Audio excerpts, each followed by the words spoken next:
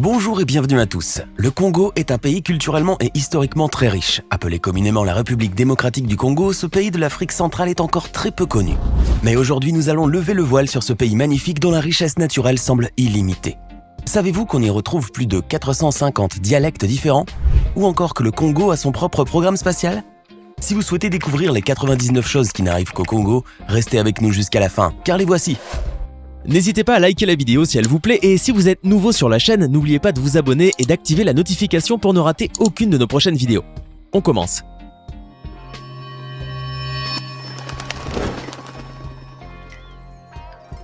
Il existe en réalité non pas un, mais deux Congos, à savoir la République démocratique du Congo et la République du Congo. Il s'agit là de deux pays distincts qui n'ont jamais été unifiés, contrairement à ce que l'on pourrait penser. En 1885, lors de la colonisation belge, le Congo a été la propriété privée du roi belge Léopold II. Ce n'est qu'en 1908 qu'il a dû remettre sa propriété à l'État belge. À son indépendance en 1960, le Congo a adopté le même nom que son pays voisin. Obligé de se différencier, le pays a opté pour le nom de République démocratique du Congo. On trouve à côté du français 4 autres langues nationales reconnues, le Swahili, le Lingala, le Kingongo et le Chiluba. Dans ce pays, on distingue à peu près 450 dialectes différents. C'est donc l'un des pays les plus multilingues de l'Afrique. La capitale du Congo, Kinshasa, et celle de la République du Congo, Brazzaville, sont les deux capitales les plus proches du monde, séparées uniquement par 4 km. Le fleuve qui sert de frontière naturelle entre les deux Congos est l'un des plus longs fleuves du globe avec ses 4700 km. Véritable colonne vertébrale pour le pays, ce fleuve est profond de 220 mètres. Le parc national des Virunga, situé en République démocratique du Congo, est le plus ancien parc de toute l'Afrique. La RDC est le deuxième pays le plus vaste de toute l'Afrique, après l'Algérie. On y retrouve diverses religions, dont le kimbanguisme, un mouvement religieux chrétien, le protestantisme, le catholicisme et une minorité de musulmans. Le reste de la population congolaise est animiste. Le culte des ancêtres est d'une grande importance pour une large partie de la population. Dans plusieurs tribus, ce culte se manifeste par la présence de statues ou de masques. Au Congo, on compte environ 250 ethnies réparties en groupes. Le Congo est très connu pour sa merveilleuse diversité floristique et faunique. Il possède d'ailleurs 6 volcans dont l'un est appelé Nyiragongo. Situé à proximité de la ville de Goma, il est considéré comme l'un des volcans les plus dangereux d'Afrique, principalement à cause de la présence d'un lac de lave quasi permanent. La RDC compte parmi les 16 pays au monde qualifiés de méga biodiversité. Ce pays peut être fier de posséder 47% du massif forestier tropical du continent africain et 6% des réserves tropicales mondiales.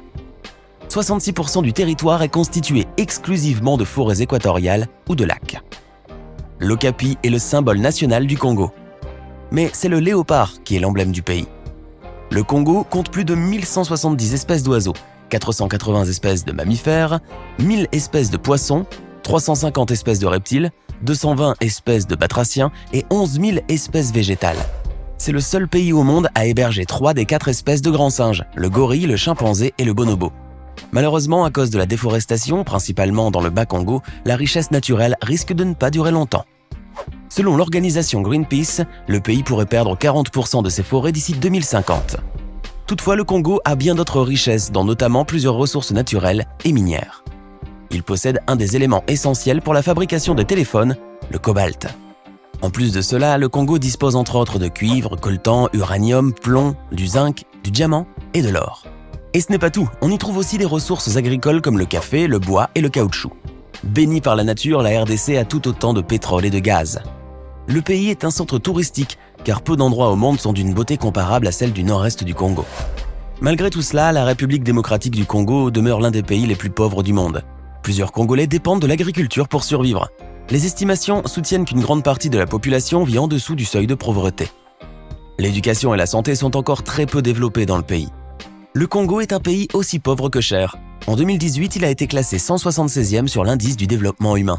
La République démocratique du Congo est aussi tristement réputée comme étant un des pays les plus dangereux pour la femme. Pour lancer une action en justice, la femme mariée doit avoir l'autorisation de son époux. Et en cas du décès de son mari, elle doit suivre un ensemble de rites et de dures épreuves. Il arrive parfois dans certains coins reculés du pays que la jeune veuve soit mariée à l'un de ses beaux-frères dans le cadre de la continuité du mariage déjà contracté. De même, si la femme décède, certaines tribus attribuent une des sœurs de la défunte au veuf. Très peu actives politiquement, certaines femmes du Congo sont très marginalisées. Les hommes infidèles congolais surnomment leur maîtresse pudiquement deuxième bureau. Avant de poursuivre cette vidéo, voici la question du jour. À votre avis, combien y a-t-il de pays en Afrique? Est-ce option A 34, option B 54, option C 74? Écrivez la bonne réponse dans les commentaires et nous verrons en fin de vidéo si vous avez eu raison.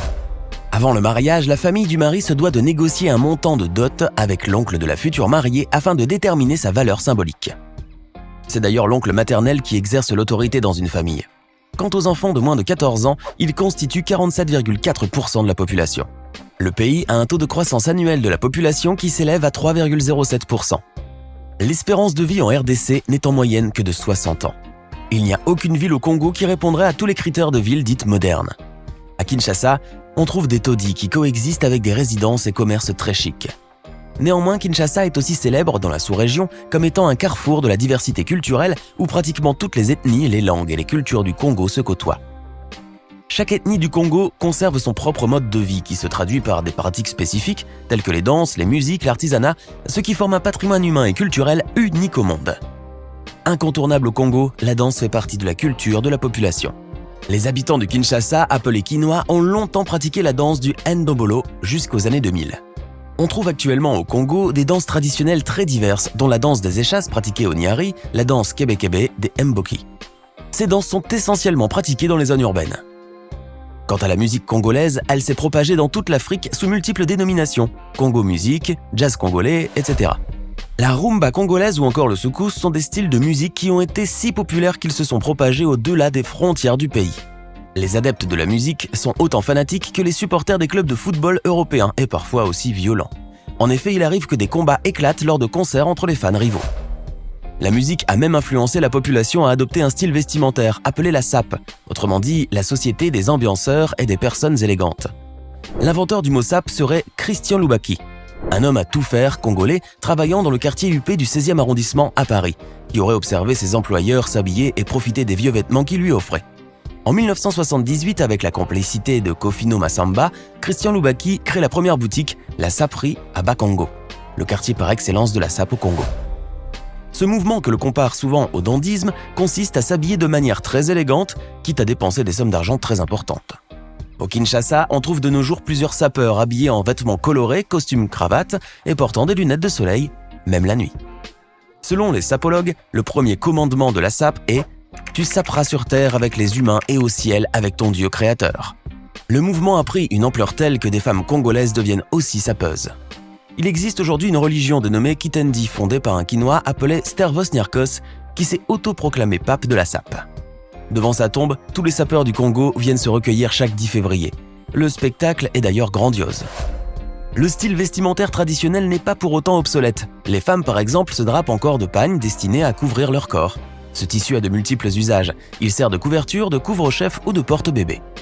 Le pagne a même une toute autre dimension. La femme congolaise s'en sert aussi pour manifester son élégance et sa réussite sociale. En cuisine, les Congolais ont pour plat national le poulet moambé. Il existe toutefois bien d'autres plats traditionnels, tels que le sakasaka ou encore le fumbwa. Les Congolais aiment mettre de la mayonnaise dans presque tout ce qu'ils mangent. Cependant, au Congo, certains habitants consomment aussi de plus en plus des insectes. Au marché Gambela de Kinshasa, on trouve facilement des grosses larves de charançon blanche, des chenilles légèrement croquantes ou encore des termites cassant sous la dent. Il est souvent déconseillé aux touristes de prendre des photos des habitants, car cela pourrait les contrarier. Certains d'entre eux pensent en effet qu'une photographie volerait leur âme.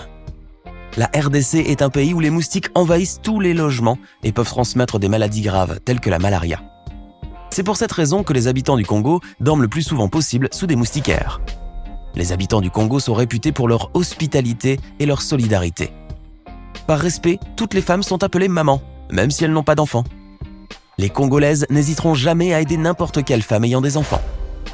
Au Congo, la plupart des familles disposent de sa propre hiérarchie interne. Les aînés prennent en charge les cadets qui leur doivent du respect. Malgré les coutumes ancestrales prédominantes et la pauvreté qui y règne, le Congo possède son propre programme spatial. Ce programme, appelé Troposphère, est l'initiative de la société Développement Tout Azimut. Troposphère 2 et 4 ont été des fusées lancées dans le ciel à environ 1500 mètres d'altitude avec succès. Fier de ses exploits, la RDC projetterait désormais d'envoyer un jour dans l'espace le premier astronaute africain. Maintenant, à votre tour de nous dire en commentaire laquelle de ces choses qui n'arrivent qu'au Congo vous a le plus étonné. Sinon, l'Afrique compte officiellement 54 pays, ce qui représente environ un quart de l'ensemble des pays du monde. J'espère que vous avez été nombreux à trouver la bonne réponse.